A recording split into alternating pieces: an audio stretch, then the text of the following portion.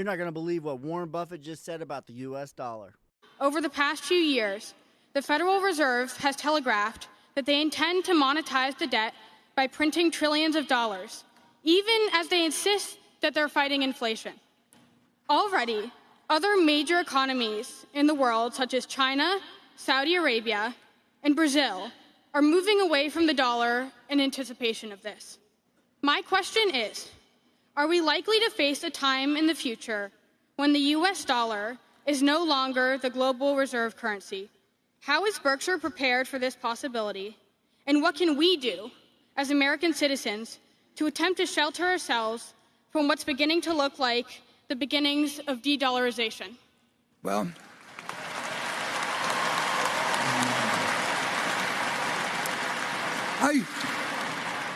I should ask you to come up here and answer some questions. I mean,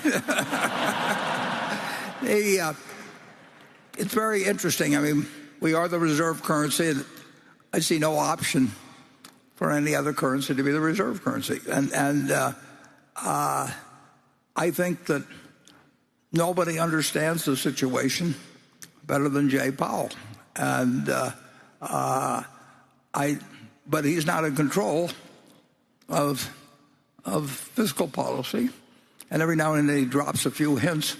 And there was no question that when the pandemic broke out, I mean, it was a semi-war-like situation, but nobody knows how far you can go with the paper currency before it gets out of control. And particularly if you're the world's reserve currency. Nobody knows the answer to that. And you don't want to try and pick out the point at where it does become a problem, because then it's all over. I think we should be very careful. I mean, you know, we all learned Keynesianism, and we applied it in World War II to the advantage of the country. And we did everything we could to prevent inflation during the war. And then the war ended in August of 45, and I think in January 46, and I'm not giving you exact figures at all now, but in January 46, I think the rate of inflation was at something like 1% or thereabouts. And by the end of the year, I think it was at like 15%. And again, I'm doing this from long memories, but it's easy for America to do a lot.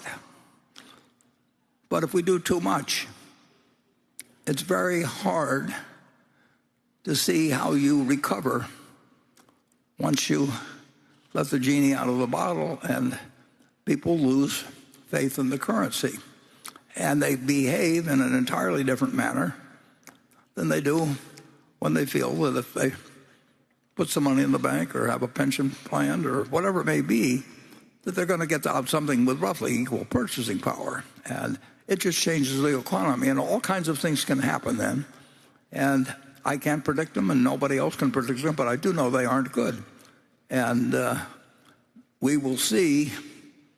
And I do this as, I voted for both parties, and it's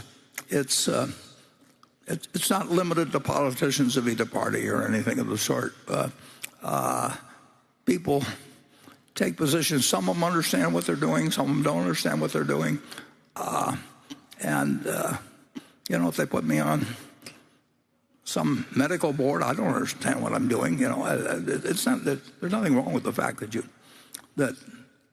you can't master everything. You can't all be Isaac Newton, but you can't go around pretending you do or making decisions on it.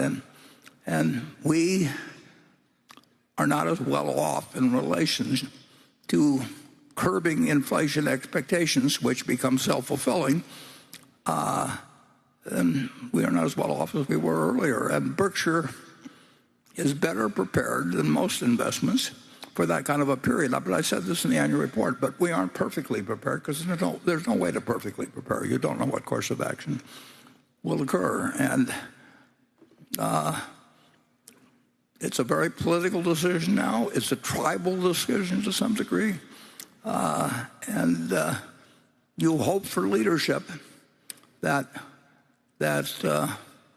actually will do something, recognizes the problem. And America's an incredible society, rich. We got everything going for us, but that doesn't mean we can just print money indefinitely as debt. And it'll be interesting to see how it turns out.